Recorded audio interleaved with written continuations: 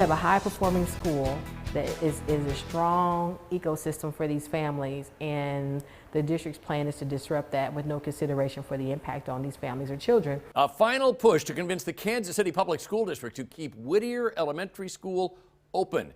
The school, one of 10 that could close in the next couple of years if the school board approves a proposal next month. I'm John Holt. And I'm Christelle Bell. Part of the board's reasoning for closing Whittier is a decline in enrollment. Whittier is located at East 12th and Bells. That's in the city's historic Northeast. And that's where we find Fox 4's Shannon Russo live tonight after speaking with one woman who, Shannon, says the district's numbers are misleading. And Christelle, the district told me today that between the 2018 and 2022 school years, Whittier lost 114 students, but the woman we spoke to disputes that number, saying it's actually closer to 74 students. And she says this school is on track to being at 100% capacity by next year.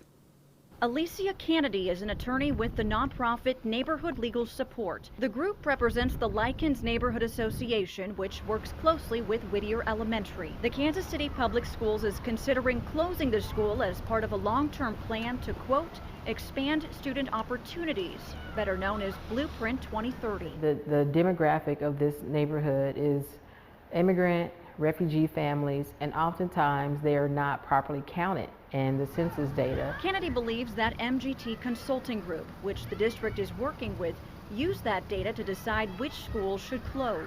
Their assumption is that there's a declining residents in this community, and that's not accurate. As a matter of fact, it's a growth area. Kennedy says she's provided that information to the district. For now, if the current proposal goes through, Whittier would close in the fall of 2024. With students transitioning to Phillips, Garfield, Rogers, and Trailwoods elementary schools.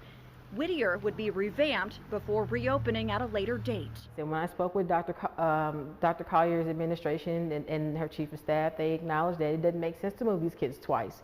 But we have not heard any revision in the plans on how to stabilize these families and this community asset.